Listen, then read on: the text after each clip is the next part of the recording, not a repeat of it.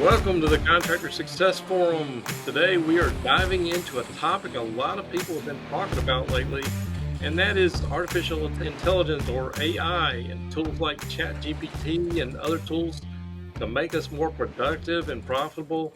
And we're going to give you some ways construction contractors can start using these today. Here on the Contractor Success Forum, our mission is to provide game-changing financial education for contractors to help you become more profitable, grow, and succeed in your business. And who's here with us today? As usual, Stephen Brown with McDaniel Whitley Bonding and Insurance. And I'm Wade Carpenter with Carpenter and Company CPAs. And today we are privileged to have back with us Morrelle McCrary of RAM-Tech PC Solutions as a guest host. And he actually was one of our earlier guest episode 22.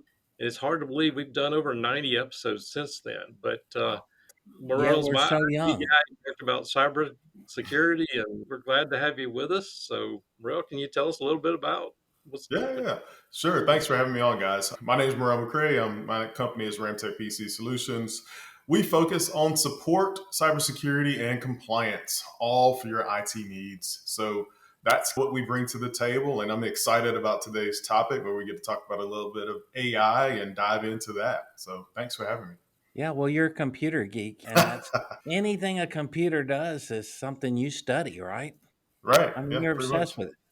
Well, that's my point with AI is it's hard for me to be obsessed with it.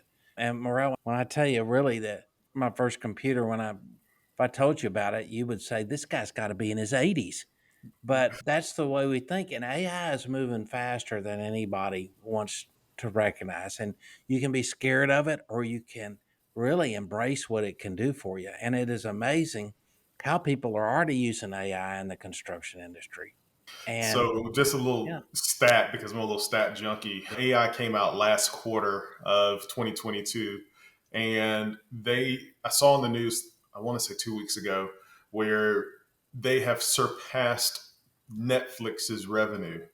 So that was mind blowing to me that they've been out 2 quarters and surpassed the revenue that Netflix has. So so amazing. that tells you where everything's going. oh yeah, I subscribe to OpenAI. I think it's $22 a month, right. and I've had a absolutely fascinating time asking it questions. And I really didn't see or understand how to really use it in my business, but I'm starting to figure it out a little bit. I So think it that's can the be a point. game changer. Well, I think that's the point of today. I think we're just going to each throw out some ways. There's definitely ways I see contractors can use these things. So, Morel, since you're continue, you want to go ahead and throw out your first use case?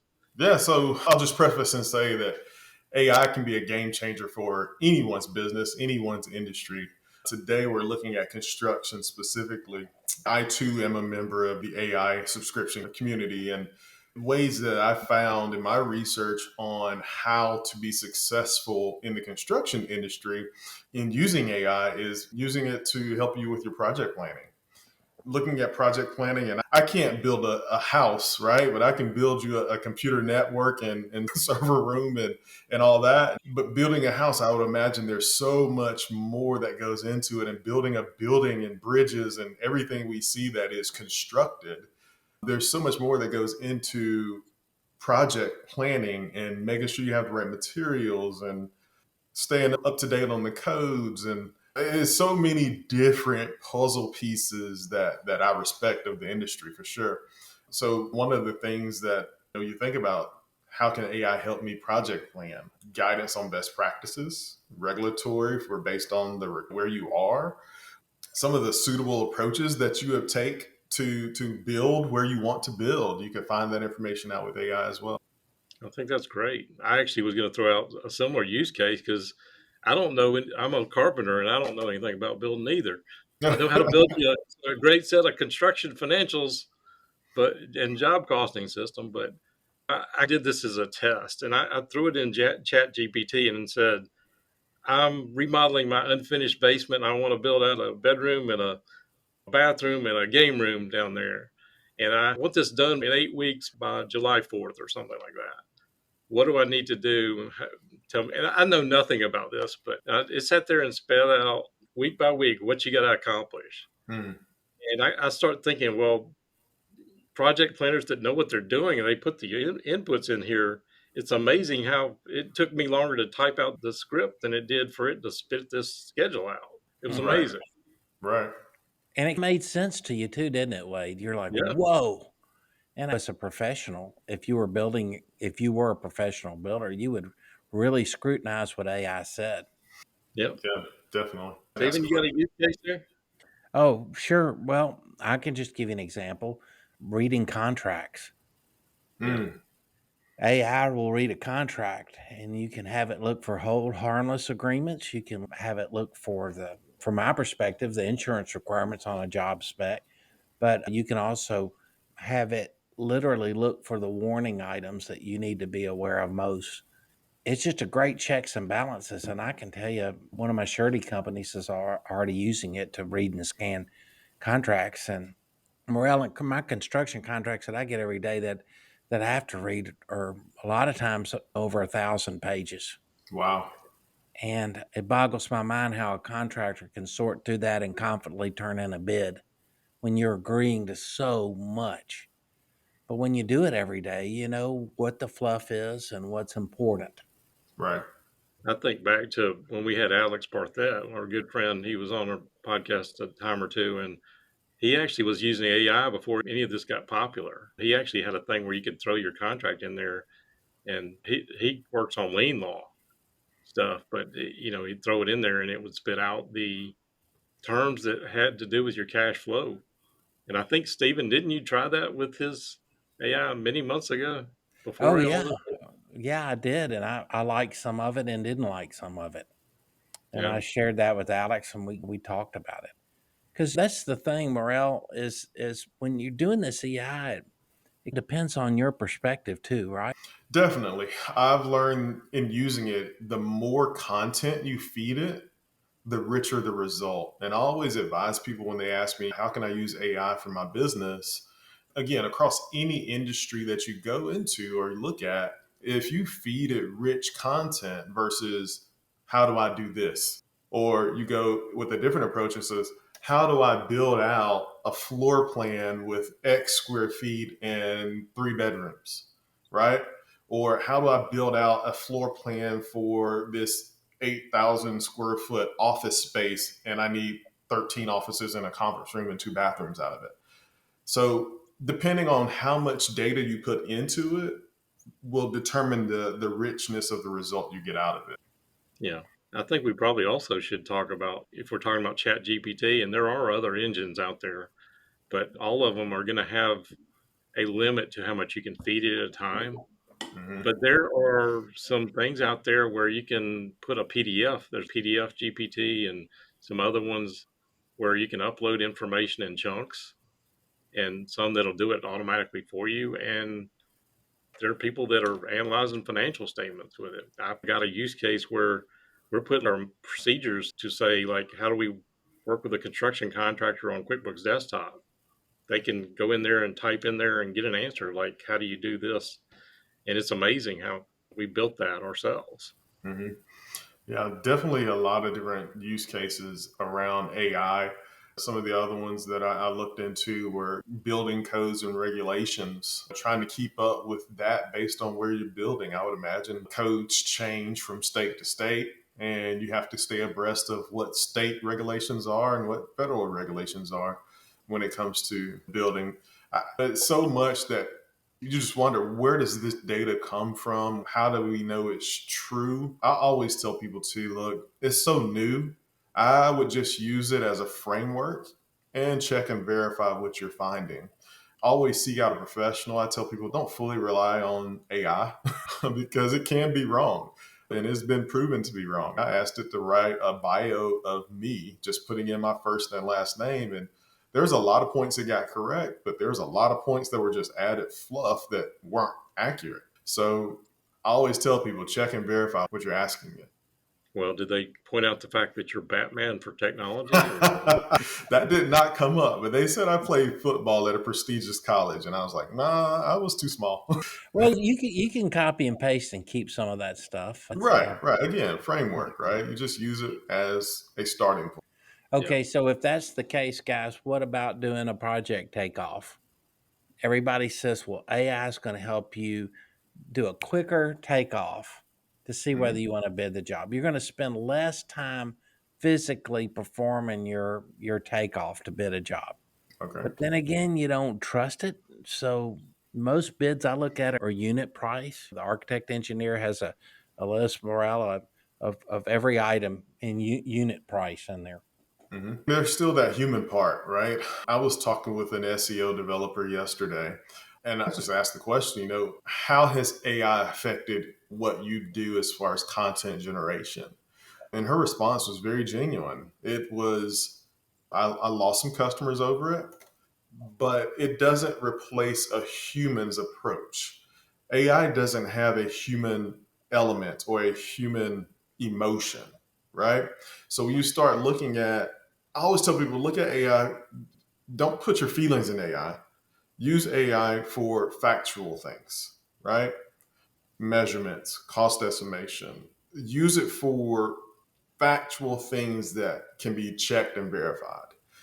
Okay. You can't use it for I'm feeling this way. It's not a WebMD, right? You still need a doctor for that. You can't feed it personal stuff and expect a personal response. Right. Yeah, I had it write a Mother's Day poem to my mother. How did it And do? I'm I said, curious. make it funny. And I said, it's not funny. It was just choo, choo, choo, choo. It immediately wrote it. It's not funny. Make it funnier. And it was trying so hard. And it was so stupid. I started laughing. And out of this huge long poem, it was like pages. I said, stop. It was like 3 pages of poem to mom. But, like, I know my mom, that's not gonna make her laugh. It didn't make me laugh, so why would it make her laugh?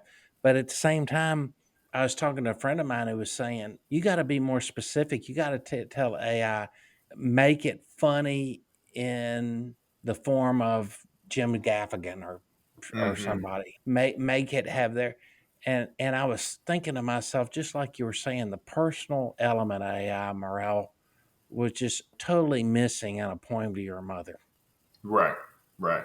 So you think about that in the construction seat, right? I would imagine there's some type of checklist that construction follows when they're doing any type of build. I would see using AI for that. I would also see using AI to pull in drone data. Look at some of the landscaping and the clearing and the elevations. And that would be some of the tools and the way I would use AI to accomplish that goal. Yeah. That you kind of led into one of my use cases is I've always preached the E-Myth revisited and systematizing your business. And if you are starting with nothing, just tell it to write me a procedure on how to do a change order. And you may want to tweak that, but it'll get you started. And half the battle of trying to document your company is getting started and getting something on paper. And you can always change it later, but suggesting these workflows, suggesting some forms, you'd be surprised. It'll just spit it out. Definitely, definitely. I use it for form generation a lot, even down to every construction firm that I've ever walked into has people in it. So that's HR right there. Kind of needed to write some HR forms, some employment forms, some just standardized documents that would be tailored to your industry. Again, check and verify, make sure it fits the legal parameters of your state, and also make sure it fits your climate and culture in your office. Right. Well, I think there's a lot of things you could probably do with the workflow and suggesting procedures with it. So, well, Definitely, Stephen, definitely. what else? You got any No, others? I'm back at the personal side of it again, guys. Well, I love it because you really helped me focus, both of you, on the important everyday items that AI can crank out for you and forms. And I really wanted to log out of the podcast and go play with my AI engine when you said that, because I thought of like 5 forms that I always have a hard time looking for. But I was thinking more along the lines of customer relationship management. That may sound crazy, and I may be just getting off track right now, but what I was thinking about is, how to assist in your interactions with the customers and project updates. and increasing their satisfaction. I can definitely help you with this one, Stephen. Okay. I'm going to give away a little bit of my secret sauce here. I've always been a big proponent of customer service. And I feel like if you treat people like people, then they will continue to share you out and reuse you for whatever goods or services you're selling. One of the things that I wouldn't say always, often fail at doing is follow up. So I jumped on the AI engine and I asked it, write me 10 different follow up scenarios, whether it's follow up to a phone call for a new customer, follow up to an open introduction to a referral to a new customer. I mean, it gave me 10 different follow up techniques, and I didn't copy paste and just run with it. I copy pasted and I added Morrell's tone to it, right?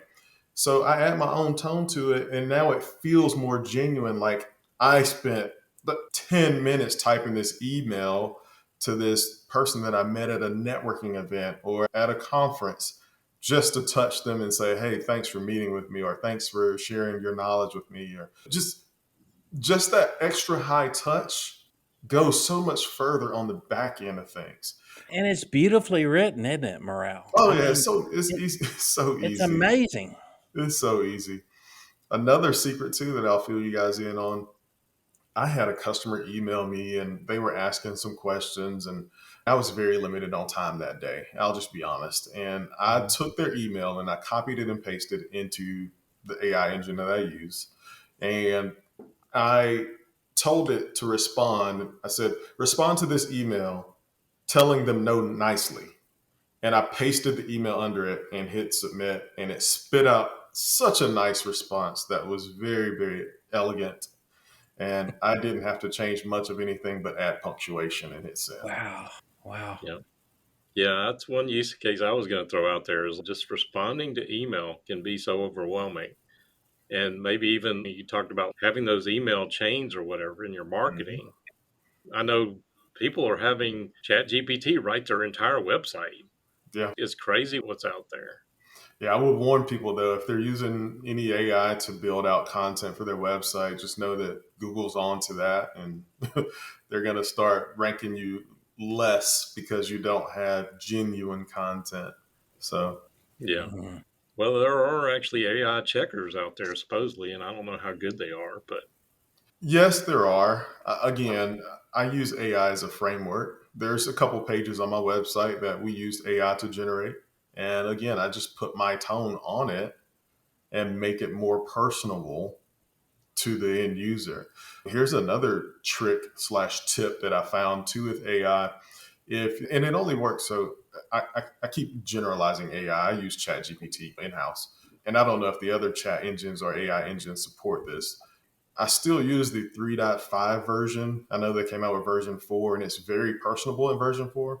But in 3.5, I know that you can type in something, hit period, and then type in high school level.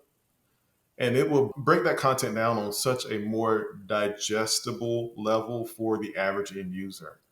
So when we did research on people that visit our website, we found that a lot of them have high school degrees, right? High school diplomas. And then they have some college degrees.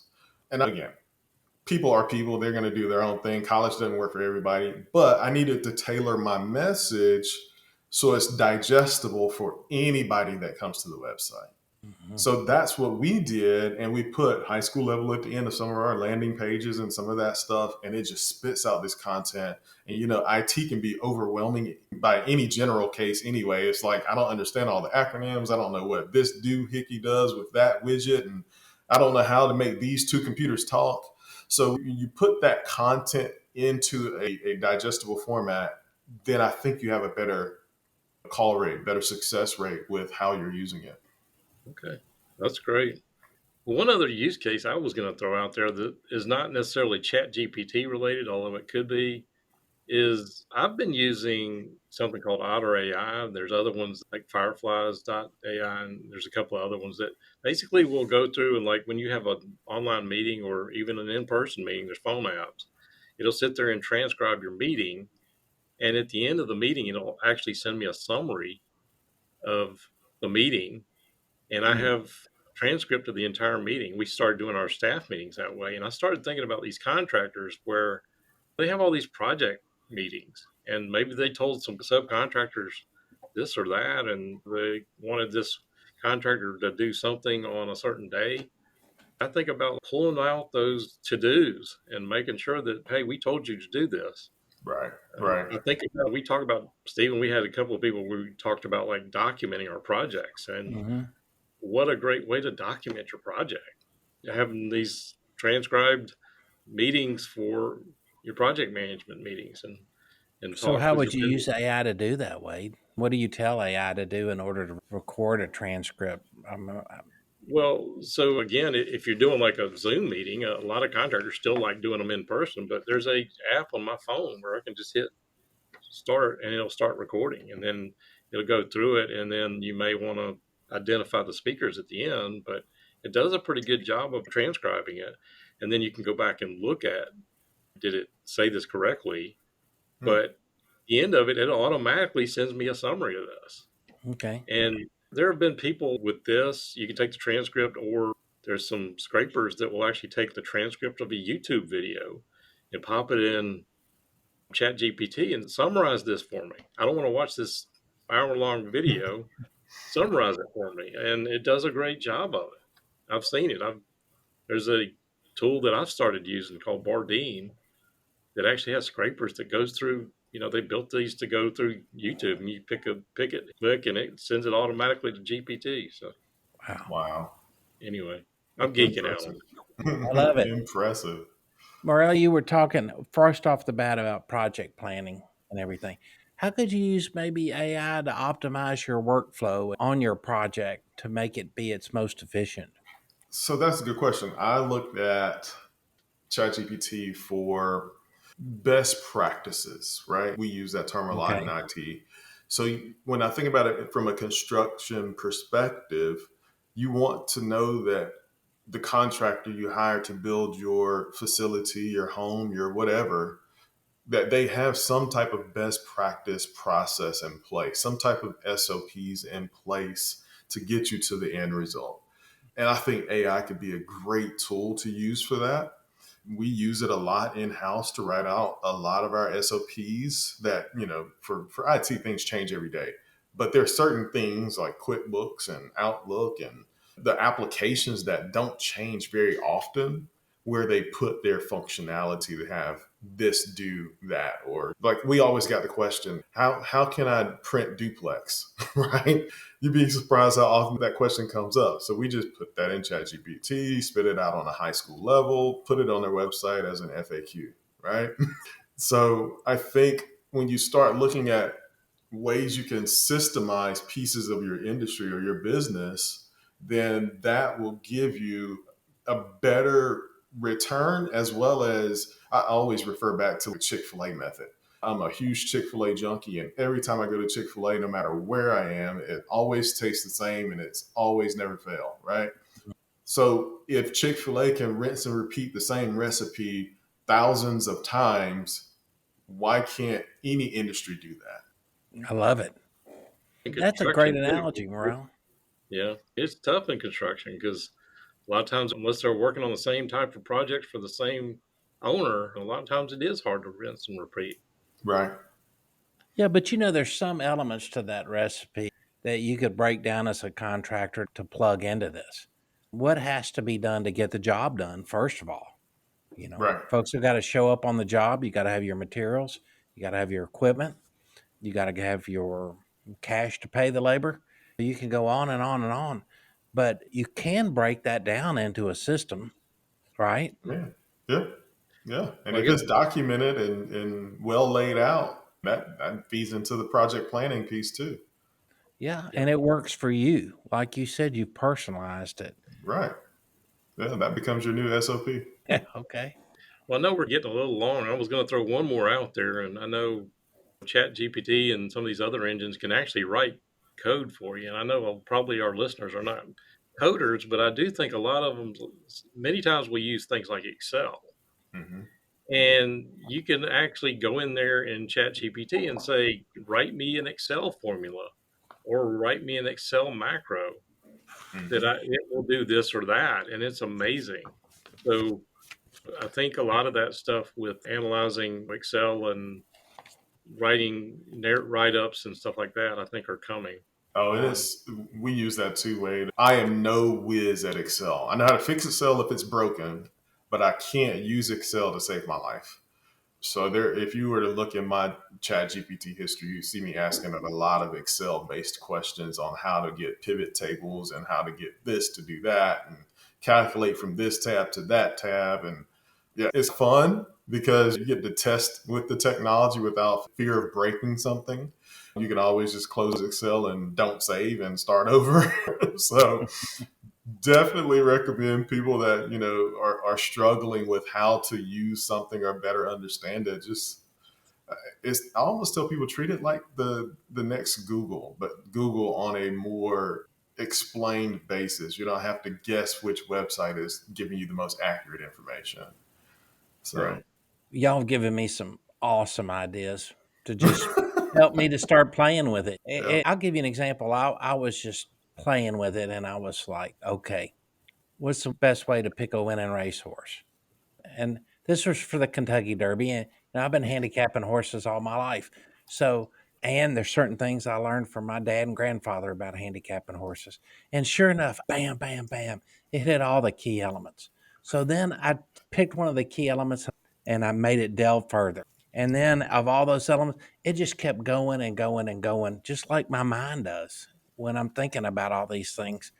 And then, of course, I might get up the window and just go "Bleh," and throw out some other horse that I don't know where that came from. But it was so much fun to see what it could do and how fast it could do it. And now to think about all the opportunities. Wade, when you mentioned formulating spreadsheets, my head started hurting because that's so good. It's so wonderful. And how do I do that? Guys, I think we should have another episode on this. We I should. would agree. You just gave me an idea, Stephen. Fantasy football season's coming up at the end of this There, year. oh my God. If your friends aren't using AI, you will be stealing their money, Maurice. And that's what it's all about, isn't it? Beating your friends, beat them like a dog. I'm just saying, it's gonna be in there. It will definitely influence my picks. Okay. Okay. On Well, the that more note, we I think we talk, the more probably, the ideas we have, and hopefully it'll help some of our listeners, huh? yep. Yeah, I agree. All right. Well, I guess that we need to wrap up. But It's Morrell, been a lot of fun. we certainly appreciate you joining us. Thank you for all for listening to the Contractor Success Forum, wherever you might be tuning in. Find us on our YouTube channel at Carpenter CPAs for more information. And be sure to check the show notes for more free resources. We can put Morrell's information in there. If you haven't already, consider subscribing to our YouTube channel and hit that notification bell to make sure you follow each episode as we post it every week. Our mission is to provide the game changing financial education for contractors to help you be more profitable, grow, and succeed in your business. And we sincerely appreciate your support and comments in this journey. We look forward to seeing you on the next episode. Thank you.